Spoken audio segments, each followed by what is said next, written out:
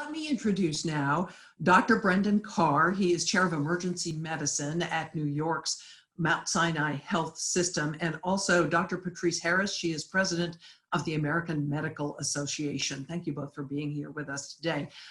Dr. Carr, we heard Governor Cuomo say yesterday that he believes that New York may be past the worst of this. Does that match what you are seeing in your health system? Thanks very much for having me.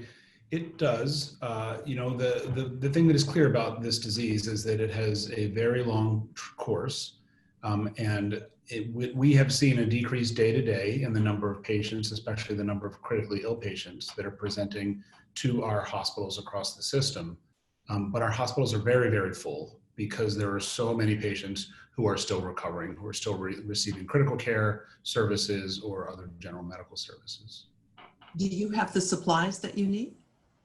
We have been very, very lucky. We have had the supplies. Our ventilator utilization never got above 80% or so, in part because we had an ever-growing denominator.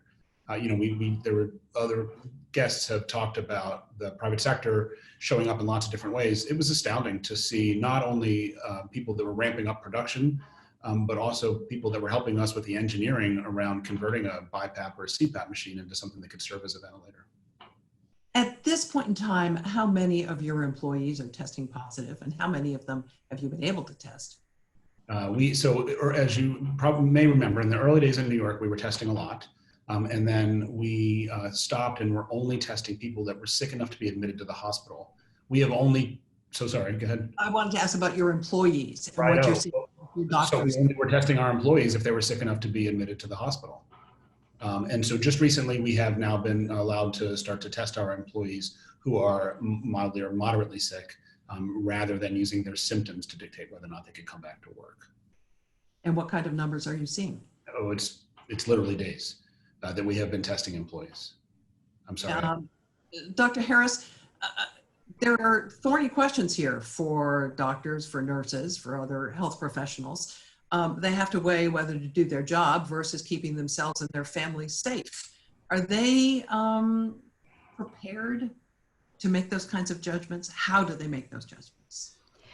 Well, certainly, and thank you for the opportunity to be here. And physicians, nurses on the front lines of this pandemic are exhausted, don't always have the PPE. I'm so glad to see and hear that they have the PPE at Mount Sinai, but of course, across this country, we have to make sure that PPE is available. But you know, physicians went into this profession, chose this profession with some level of risk, accepting some level of risk for infection. But I have to say that there's also an expectation, I've called it an accountability contract, that physicians and nurses and other healthcare workers on the front line have the equipment that they need. And there's been a variability regarding that across this country. That's why in the very beginning, the AMA called on the president to develop, a Marshall Plan, Manhattan Project. You can use whatever analogy works, but we really need an all hands on deck approach to this. And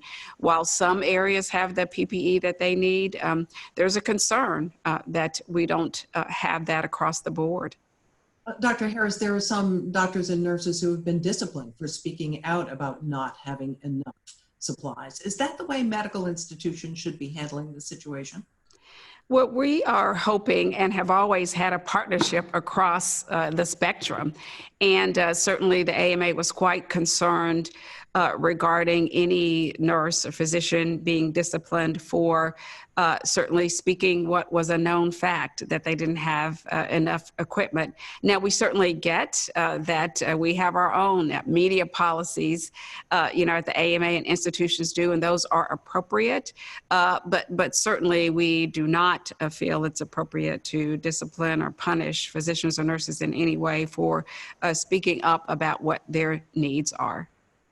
We have some questions coming in. Gary Ricard asks, what have we learned in patient care that saves the lives of COVID-19 patients? Dr. Carr? We have learned a lot. It's been pretty extraordinary, actually, to see the rapid pace with which we've learned too. I would add one piece that, that is often left out, which is that Often in patient care, we mean the clinical side of patient care. The idea that the delivery system would need to respond to something that was not prepared to respond to, not for most people, something that was ever imaginable, needs to be included. Delivery system science and what we have learned about how to effectively care for people is critical and deserves more attention. On the clinical side, this disease met, the American healthcare system, and the American healthcare system did what it does, which is instantly start to function in a learning way and learn and learn and learn. So everything from the stuff that's happening with convalescent plasma, which folks have talked about, certainly conversations around simple critical care interventions, how to ventilate them, how to oxygenate them, how to position them, all of the work around the clotting problems that we're seeing. It's a long, long list of amazing, amazing science that's been happening. I know that Mount Sinai has been doing some work on the plasma donations. Talk to us a little bit about that and if you're seeing anything one way or another on the effectiveness of that kind of therapy. Yeah, sadly, too early to know about the effectiveness. But the numbers have been extraordinary. Sinai we were very lucky to have a couple laboratories in-house that got out in front of this very, very early, and that had the capability to detect the antibody and then to sort of turn it into the convalescent serum. And it's been infused into dozens of patients at this point in time. And, it is, as anyone sort of who follows this knows, it always feels like you're making headway. It always feels like you're making a difference. And we're always really reluctant until we actually get to the right number of patients and do the math to determine whether or not it's been helpful. We have a question from Deanne Cassim. She asks for Dr. Harris, what changes to CMS HHS waivers, for example, regarding telehealth, do you hope to see become permanent after this crisis is over? Well, I think, and that's a very important topic on two levels. First of all, the AMA is and physicians across this country are very appreciative of the work of CMS to expand opportunities for telehealth. Of course, that required loosening some restrictions, even allowing visits via the telephone, because you know what? Not everyone has broadband internet access. Not everyone has an internet data plan. And some folks like my father, who's 86, they're not proficient. And so those relaxation of some of those regulations were very helpful. But here's what I want us to all think. Certainly in the midst of this pandemic, we need to have an all hands on deck approach and do whatever we need. Going forward, after we get around the acute phase of this pandemic, we're going to have to be very thoughtful about the learnings from this pandemic. And so some of the things we should probably continue, and some of the things we're doing right now that are appropriate for the emergency, we should perhaps discontinue. And we are going to have those thoughtful conversations.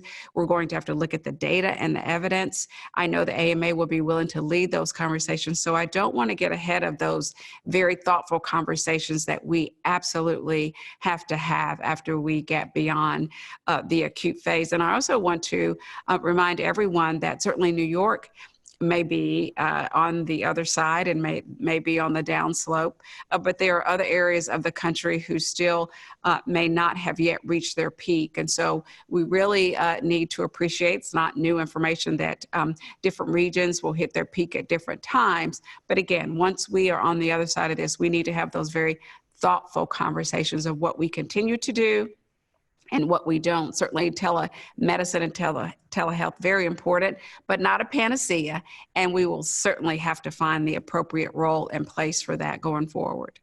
William Fitzharris asked a related question. He's asked, does the U.S. have sufficient medical infrastructure to meet the needs of rural America in the event of serious outbreaks there?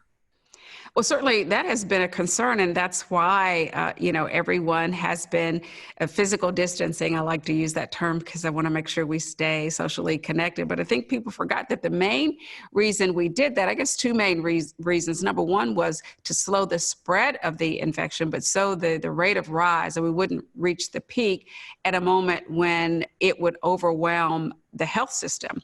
And certainly in New York, there are assets that we don't have maybe in the rural parts of Georgia where I live. And so we have to continue to look at those under-resourced areas and low resource areas, because it would be very easy to overwhelm the resources that hospitals in a rural area that may only have 1 or 2 ventilators. So that's why actually social distancing, physical distancing continues to be a piece of that puzzle. And another issue when we get on the other side of this is to look at under-resourced areas, which could be rural areas and sometimes even urban areas, and make sure we have adequate access to health care.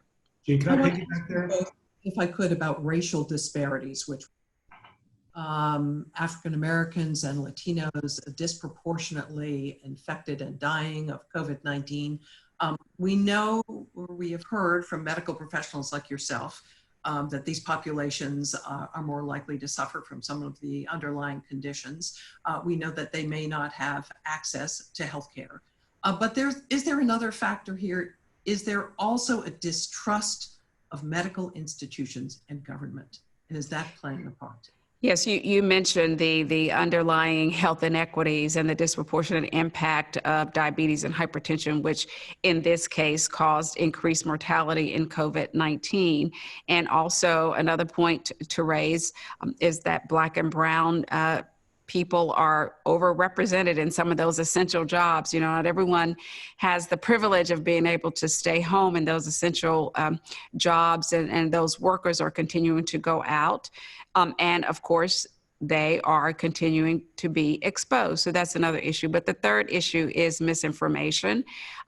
I said that the first 2 weeks of this pandemic, I spent my time really not in my role as AMA president, but as a family member and a friend dispelling myths. And a part of that whole issue actually is distrust. I have to say, as the first African-American woman to be president of the AMA, you know, I talked about bringing all of who I am. And I know that personally, not my personal experience, but family members, and that worry and distrust from a history ago, the Tuskegee experiment and other issues that have occurred in this country. And so that's why it's so critical that we make sure that there's credible, trusted sources of information out there for all communities, and we respect the needs of the communities about how to get information, trusted, credible information to the various communities.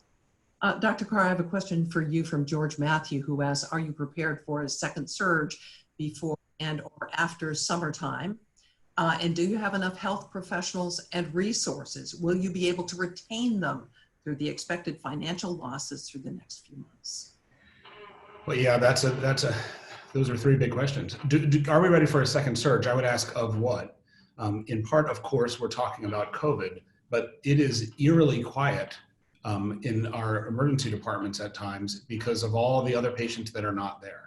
So we believe the next surge before the next COVID surge will be all the folks who stayed home with heart failure and emphysema and renal failure and all of the things that are in one way or another going to manifest as an acute exacerbation of their chronic condition. And then there will be, presumably after that, another surge or several more surges. You know, the 1918 flu pandemic didn't end until 1920, right? And so, you know, we don't think we're looking at a couple weeks or a couple months or a surge. We think we're looking at a very long game. And then there was another question baked on there at the end about whether or not, what this is going to do to the healthcare workforce.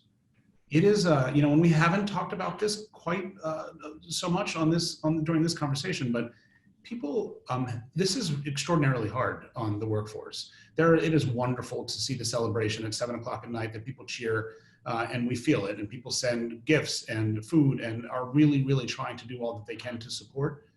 But it's also terrifying. A lot of our employees are living in hotels, are living in apartments because they're afraid of infecting their loved ones, their partners, their children, you know, grandparents that are living with them, and they bring that to work with them. It's not normal to watch people die at this pace all the time, and that is making a huge impact and likely will have an impact on our workforce, as suggested by the question. Are you having people quit? Actually, no, I would say. Yeah, I could think of a couple isolated experiences. We are having a shocking number of people showing up and asking if they can help. People that are here because they feel drawn to this. People, some of them saying, "I don't need to be paid. You know, I have a job at home. I just wanted to come and help. Could I take a couple of the overnights so that your guys can go home and sleep?" I mean, it's extraordinary to see the best of people show up. Dr. Harris, you are actually a psychiatrist, and I'm sure you're well aware of the toll this is taking on the medical profession. What's the long-term impact going to be? You know, I couldn't agree more with Dr. Carr that we really have to talk about this more. Of course, you know, pre-COVID-19, we had a woefully inadequate mental health system, and I think that's going to be worse, actually, after we get through this. And so we are going to have to make a concerted effort to make sure that, again, the mental health needs of not only my colleagues, our colleagues, but also of the country are met. And so that's a critical point, and we have to begin to talk about that. The other issue, and again, Dr. Carr mentions this, is there's going to be a lot of pent-up demand. People are delaying visits, well, child visits even, and missing their vaccinations. The last thing we need right now is an infectious disease outbreak on top of COVID-19. So there will be a demand for that. As you are aware, many physicians have either reduced their hours or closed their practices, again, for many reasons. Telehealth is making up some of that, but again, some things can't occur through a telehealth visit. So we will need to be ready, and I even get back to PPE and the shortages of medications. As we open up our sector from large systems to small, we are going to need even more equipment. And another issue that we haven't talked about yet is the shortage of medications. And I was also chair of the AMA's opioid task force, and we've you know, seen some shortage in the ability of some of the medications you know, to treat those who have a substance use disorder. So we have a lot of work to do. Certainly we will all be ready, willing, and able to do that. And physicians and nurses, we are running towards this problem. And I, again, thank all the physicians and nurses and healthcare workers, but we also have to make sure that they are supported now and in the future. Can I piggyback one piece on there? Oh, go ahead. One quick piece. When we think about what it takes to recover from this and what it takes for the healthcare system to be ready for the next, I think we have to, but this is a sophisticated audience listening to this dialogue. This cannot be about grant-based bailout programs. This has to be about a decision to include in the fundamental way that we pay for and regulate healthcare, the concept of readiness. It is not a central goal of what we do. We have a just-in-time system, and we have a decision now about whether or not we want to change that. Dr. Harris and Dr. Carr, thank you both for your insights this afternoon. We appreciate it. We have to leave it there. Thank you.